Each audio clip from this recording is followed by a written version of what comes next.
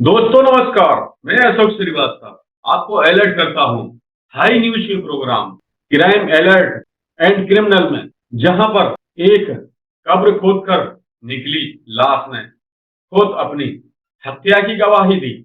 यह सनसनीखेज मामला है मंदसौर जिले के सोनागिरी ग्राम का। अब घटना आपको पूरी विस्तार से बताता हूँ। 30 अक्टूबर की बात है। मंदसौर जिले के दालोदा थाने में आए मदारपुरा निवासी जाहिर हुसैन के नामक एक अधेड़ व्यक्ति ने अपना आवेदन देते हुए थाना प्रभारी दलोदा के सामने रखते हुए हाथ जोड़कर न्याय मांगने की गुहार करने लगा। इंस्पेक्टर दालोदा ने एक नजर सामने खड़े दुबले पतले से इस इंसान के चेहरे पर डालते हुए पूछा कि भाई क्या बात है, किस बात के लिए न्याय चाहिए तुम्हें? साहब जी, उन लोगों ने मेरी बेटी को मिलकर मार डाला। हम माता पिता अपनी बेटी का मुंह तक नहीं देख पाए आखिरी समय में, और मेरी बेटी को कब्र में दफन कर दिया। थाने आए व्यक्ति की बात बहुत गंभीर थी, इसलिए टीआई ने अगला कोई सवाल करने से पहले उसको आवेदन को ध्यान से पढ़ा, जिसमें लिखी इबारत का सार सिर्फ इतना था कि मदारपुरा के जहीर खान की बेटी फरजाना की शादी सोनगिरी के निवासी जावेद खान के साथ आज से लगभग कुछ 10 साल पहले हुई थी। जावेद और उसके परिवार के सभी सदस्य फरजाना की दहेज के लिए आए दिन प्रताड़ित करते रहते थे। यही नहीं, जावेद उसे बहुत परेशान करता था। बात यहाँ तक तो ठीक थी। आगे आवेदन में बताया गया कि 2 दिन पहले 28 अक्टूबर को ससुराल वालों ने बेटी की हत्या कर दी। सारी बात सुनकर, क्योंकि मामला एक दहेज हत्या का था, इसलिए टीआई दलाला ने जहीर तो सामने बड़ी कुर्सी बैठने का इशारा करते हुए अपनी पूरी बात को विस्तार से बताने को कहा।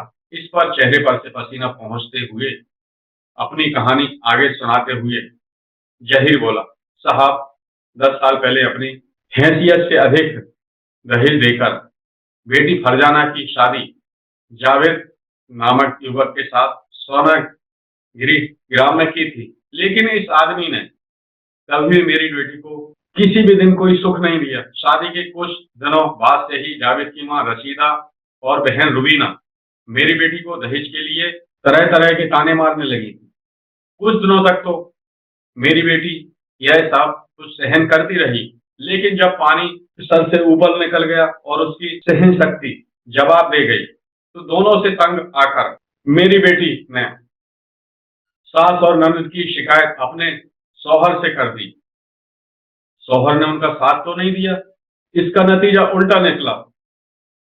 जावेद ने सारी बात अपनी मां को बता दी। फिर क्या था, शौहर से शिकायत करने से नाराज सास और अन्य उसके परिवार के लोग उसे अब पहले से ज्यादा और अधिक प्रताड़ित करने लगे।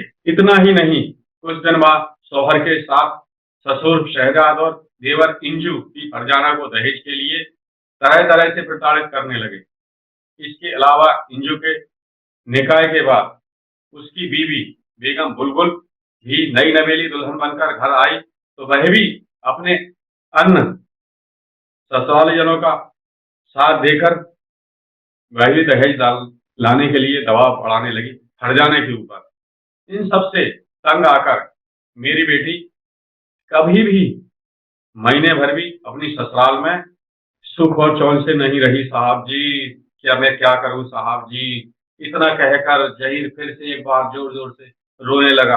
वह रोए जा रहा था और अपनी बेटी के साथ हुए अन्याय की गुहार लगाकर न्याय पाने की उम्मीद के साथ बड़े ही मासूम नजरों से टीआई साहब को देख रहा था और कह रहा था, हमें क्या मालूम था साहब जी कि वे लोग मेरी बेटी की जान ही ले लेंगे, वरना मैं कभी उसे शौहर के पास वापस जाने की सलाह ही नहीं देता। मैं उस वक्त नहीं समझ पाया कि बेटी इतनी परेशान क्यों है। घटना के बारे में जहीर ने पुलिस को बताया कि 28 अक्टूबर को मेरे दामाद का कॉल आया। बोला, फरजाना अचानक से गश्त खाकर गिर गई है, लगता है उसे साइलेंट अटैक आया है। हम उसे नया खेड़ा डॉक्टर के पास लेकर जा रहे हैं, आप तत्काल से वहीं आ जाओ। मैं अपनी बाइक से निकला, तभी रास्ते में एक बार फिर से दामाद का कॉल आया। उसने हमें मंदसौर की कोठी अस्पताल में आने को कहा, लेकिन जब मैं कोठी के अस्पताल में पहुंचा तो वहां जाकर पता लगा कि फरजा नाम की कोई मरीज अस्पताल में आई ही नहीं। दामाद तो मैंने फिर से दामाद को कॉल किया, उसने बताया कि फरजाना की रास्ते में मौत हो गई है। इस पर हम वापस सोनागिरी पहुंच गए हैं और दामाद की बात सुनकर मैं भी सोनागिरी पहुंचा, जहां दामाद नाटक करते हुए जोर जोर से मेरे गले लिपटकर रोने लगा। उसकी इस नाटक नौटंकी को मैंने यकीन मान लिया और यकीन कर चुप रह गया। इसके बाद मेरी बेटी को सोनगिरी के कब्रिस्तान में सुपुर्द खाक कर दिया गया। जहीर ने आगे बताया कि आज सुबह सुबह जब मैं उदास बैठा था कि किसी ने उसके मोबाइल पर व्हाट्सएप पर एक वीडियो भेजा। उसमें मेरी बेटी के गले पर गहरे काले निशान लिखे, जिससे लगता है कि ससुराल वालों ने ही फरजाना को फांसी पर लटकाकर मारा है या फिर उसकी गला घोंटकर हत्या की गई है।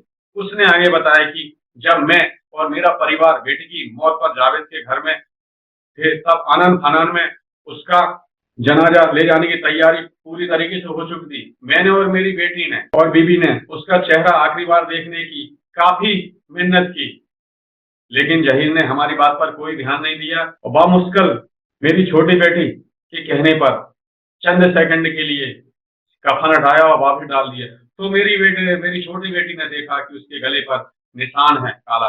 जब उससे पूछा तो उसने मना कर दिया। उसने कह दिया कि उस अचानक से सीढ़ियों पर गिर गई, हो सकता है उससे निशान आ गया, और उसके बाद ले जाकर उसको दफन कर दिया। साहब, इससे साफ है कि मेरी बेटी की हत्या की गई है, उसके उसका कत्ल किया गया है।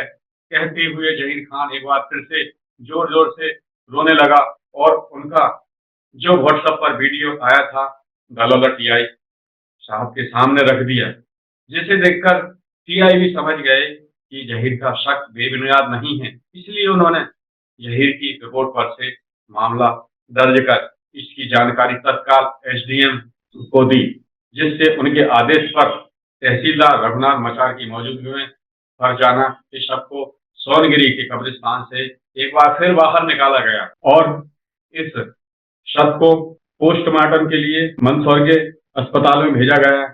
लेकिन लाश को दफन करते समय उसमें काफी मात्रा में नमक और कपूर डाला गया था, जिससे कि शव बुरी तरीके से गल चुका था।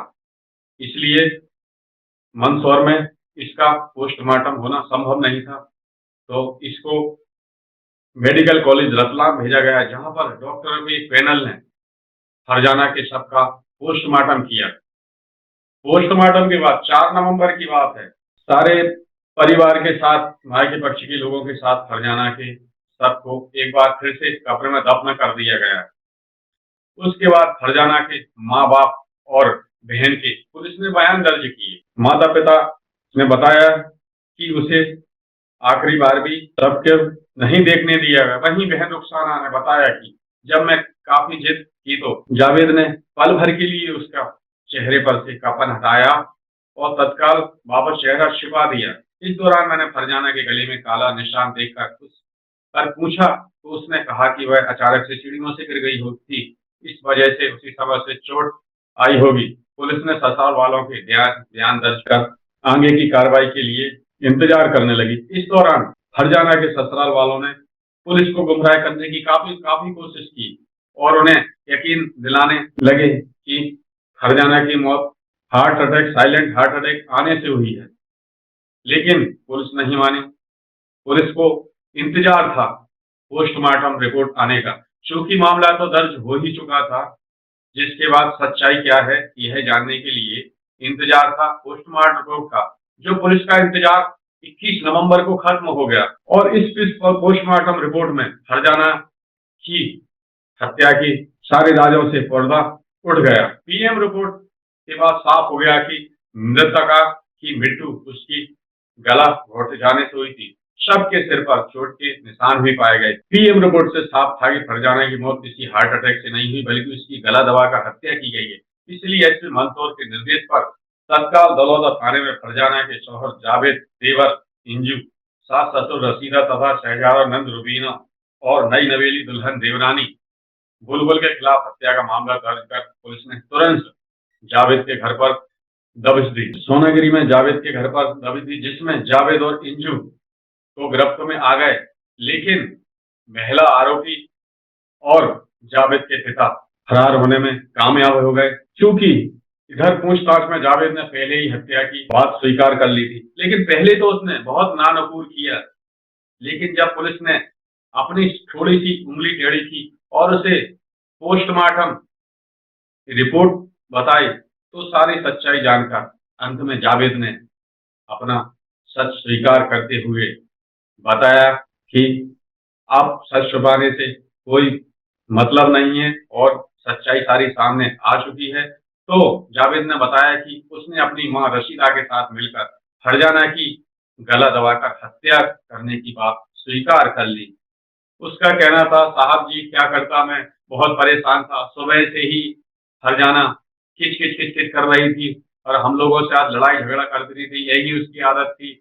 जब से उसने शादी की है हम लोगों को परेशान करती रहती थी, आए दिन लड़ती रहती, उसकी रोज रोज की चिक चिक से तंग आकर हम लोगों ने यह कदम उठा लिया है और उसके विवाद से तंग आकर ही मैंने अपनी माँ के साथ मिलकर दुपट्टे से फरजाना का गला घोंटकर उसकी हत्या कर दी।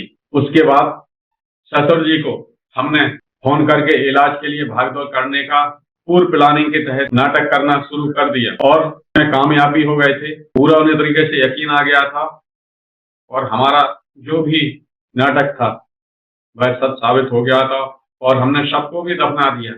लेकिन अल्लाह सब देखता है और उसने साहब जी ऐसा कर दिया कि आज हम सब लोग आखिर में हमने जो किया हमें उसका फल मिल ही गया। फिलहाल पुलिस ने दोनों आरोपियों को कायिक कार्रवाई करने के बाद न्यायालय में पेश किया, जहां से उन्हें जेल भेज दिया गया। अपनी प्यारी बेटी फरजाना को होने के बाद बहुत पछता रहे हैं जाहिर मियां।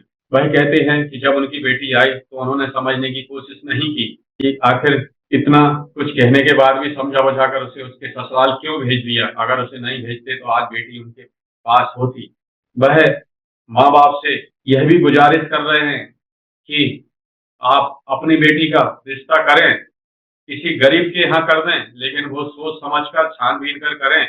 जिस घटना से आज हमारे पर गुजर रही है आपको ना गुजरना पड़े। इसलिए हाई न्यूज भी आप सबसे अपील करता है कि कोई भी रिश्ता जो कि बहुत लंबा बंधन होता है, दो दिलों का मिलन होता है, दो परिवारों का मिलन होता है, इसलिए सोच समझ कर करें, जिससे कि आप इस प्रकार की घटनाएं से साक्षात्कार ना हो और आप उससे बचे रहें। इसलिए सावधान रहिए, सुरक्षित रहिए, पूरी छानबीन कर रिश्ते करिए।